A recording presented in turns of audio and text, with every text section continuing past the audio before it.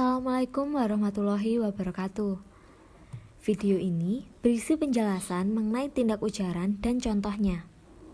Pelaksanaan tindak ujaran akan dijelaskan pada video ini meliputi representatif, direktif, komisif, ekspresif, dan deklaratif. Tindak ujaran merupakan satuan terkecil dari bahasa untuk mengekspresikan makna. Suatu perkataan yang mengekspresikan suatu tujuan.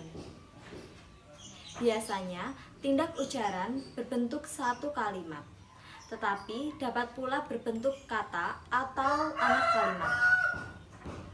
Sejauh mengikuti aturan-aturan yang diperlukan untuk mencapai tujuan. Ketika seseorang berbicara, dia melakukan suatu tindakan.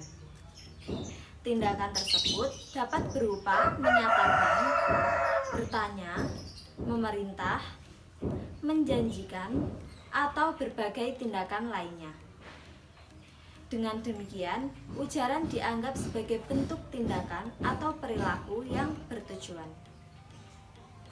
Salah satu karakteristik terpenting dari tindak ujaran adalah bahwa pendengar memahami apa yang menjadi tujuan pembicara.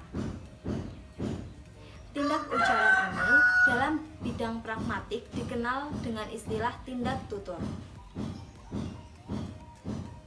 Untuk selanjutnya, tindak ujaran dibagi menjadi 5 oleh seorang ahli yang bernama Sharp. Yang pertama, representatif. Representatif adalah kegiatan tuturan ketika seseorang menyatakan sesuatu dengan mengikat dirinya terhadap sesuatu yang diyakininya benar.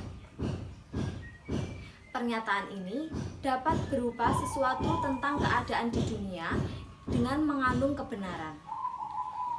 Contoh, pandemi COVID-19 belum berakhir hingga saat ini. Nah, dalam pernyataan orang ini menyatakan yang sesuai dengan fakta saat ini bahwasannya memang sesuai dengan kenyataan bahwa COVID-19 belum berakhir atau masih ada.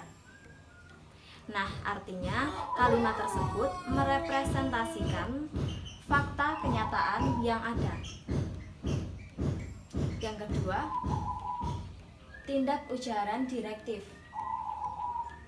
Tindak ujaran direktif yaitu pembicara melakukan tindak ujaran dengan tuturan agar pendengar melakukan sesuatu.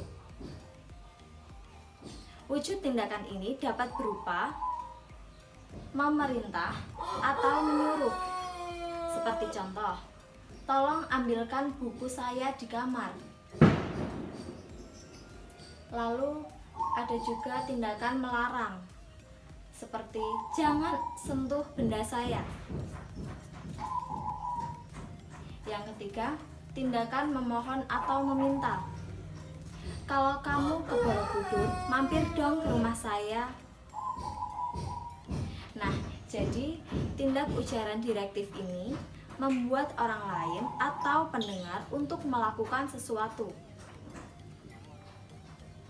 Lanjut yang ketiga, ada tindak ujaran komisif.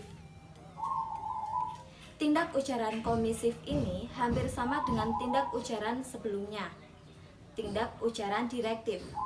Namun, komisif ini mempunyai arah yang berbeda.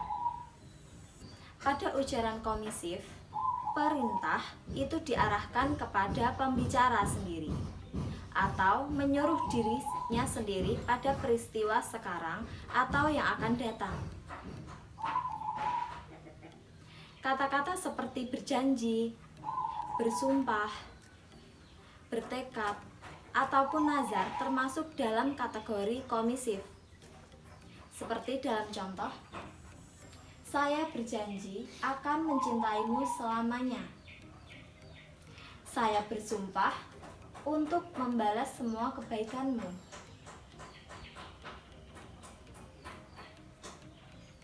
Tindak ujaran yang keempat yaitu ekspresif.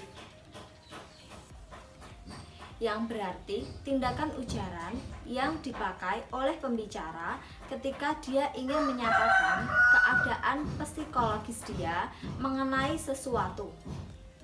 Misalnya, menyatakan perasaan bersedih, kecewa, bahagia, menyatakan pikiran seseorang, menyampaikan ucapan selamat ataupun rasa terima kasih. Contohnya, selamat ya, semoga anakmu lahir dengan selamat, yang nantinya cantik atau tampan. Contoh lain dalam mengekspresikan kondisi psikologis di penutur. Saya sakit hati karena ucapannya yang kasar tadi. Nah, kata sakit hati tersebut karena ucapan orang lain yang kasar merupakan tindak ujaran ekspresif. Lanjut, yang terakhir ada deklaratif. Deklaratif ini menyatakan adanya suatu keadaan baru yang muncul oleh karena ujaran itu sendiri. Dan penutur harus memenuhi 2 syarat. Harus mempunyai wewenang dan ujaran ini harus diucapkan pada waktu yang tepat. Contohnya, seperti hakim yang menyatakan, saya menyatakan Anda dihukum 3 tahun penjara. Sudah jelas bahwa yang bisa memutuskan hanyalah hakim pada waktu persidangan tersebut. Baik, cukup sekian yang dapat saya sampaikan. Semoga dapat bermanfaat bagi kalian semua. Jika ada yang ingin ditanyakan, silahkan ditanyakan di kolom komentar. Wassalamualaikum warahmatullahi wabarakatuh.